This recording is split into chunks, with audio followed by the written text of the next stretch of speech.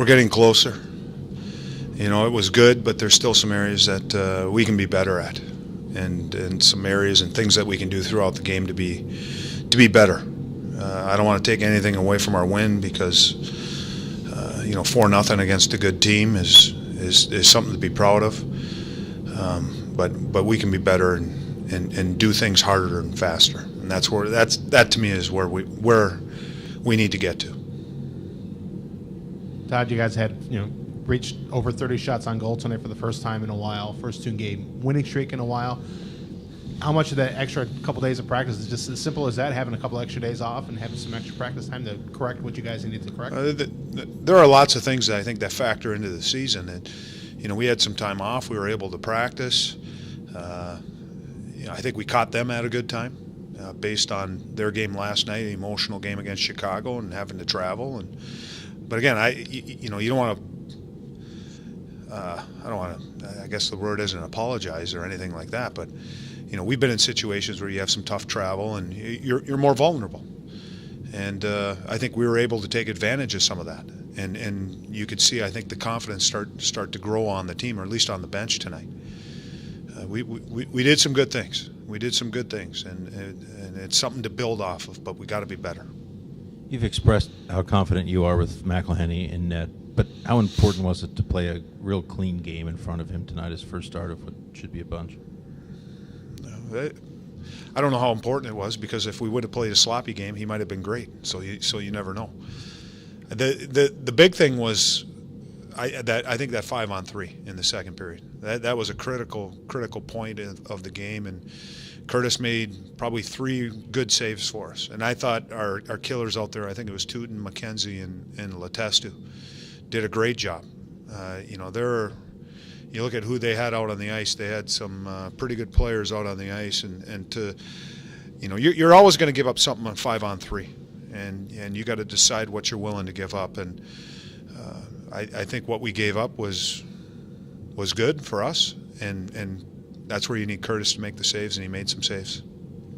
Sort of piggybacking on what Porty asked earlier, the last 5 periods going against the game against Tampa Bay, would you say that's the best stretch of hockey you guys have played?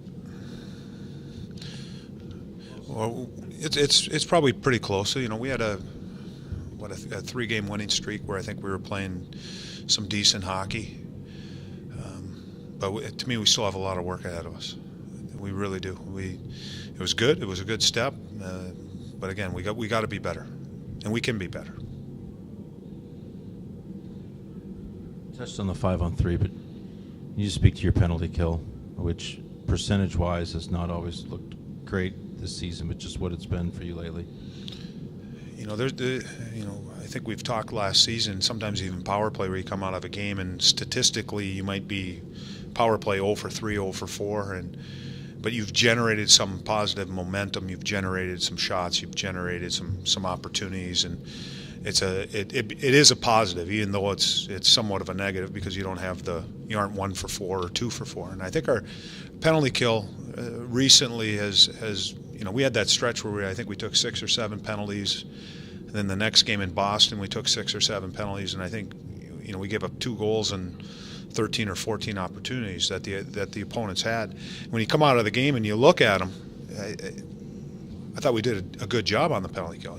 But you give a team that many opportunities, one might bounce in, one might hit a stick, and that's what happened in Boston. So our penalty kill has been, even though we've given up a goal here or there, has been pretty good.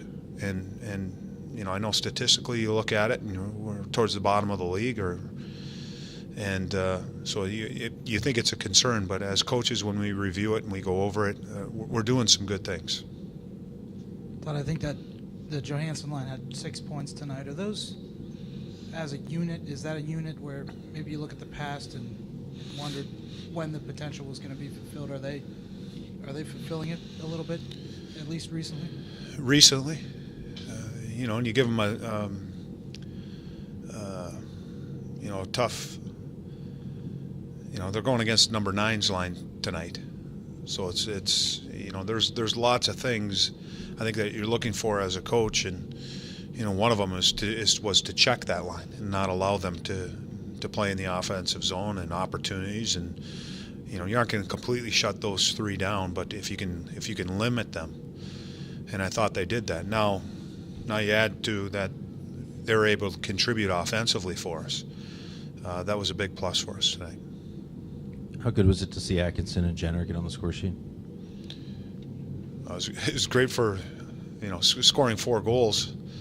I think, really, to me, it really doesn't matter who's scoring goals. It's starting to generate some offense, and I think the 41 shots, I think? The 41 shots that we had, when you're getting to a period that we were, a few games ago, and you're scrambling just to get 19 or 17 shots on goal. I like that we were taking pucks to the net. I like that we were shooting pucks and we were creating scrums and we were competing in that area of the ice, because that's what you need to do to score goals. Todd, is this a team that you think needs success to believe in itself? I mean, you talk about confidence and that type of thing. Does it need to strengthen things together like this? Any team, I think, needs confidence. And I think, in whatever you're doing, everyone needs a little bit of confidence to believe in themselves. And last year our goaltender was able to single-handedly, I think, give our team some confidence based on winning some games. And then the team really started to play, and then you could see it build. I had that conversation with some other coaches this summer, just talking about the importance of confidence and what it does to your team, because you can clearly see a difference. Because when you're struggling, it's tough. It's hard. It's tough to escape the cloud of negativity, because it's everywhere. It's on TV. It's in the papers. Sometimes the coaches, and it just builds and builds. So when you finally do start winning games, you can see that confidence start to come out, and doing things the right way, and winning games, and growing as a group. I mean, we're a young team. We're a young team, and you're going to have that fluctuation. And what we need to do is start doing things consistently, doing things the right way, and to gain confidence. And I think that'll help our game. I guess the other thing you guard against is them not, when they win a couple, they think they're better than they are. It can go that way. That's where you got to have some maturity. You need some leadership in the room, and the highs can never be too high, and the lows can't be too low. And you got to enjoy this tonight.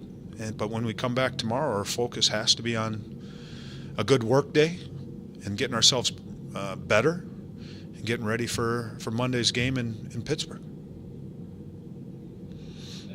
All right, thanks.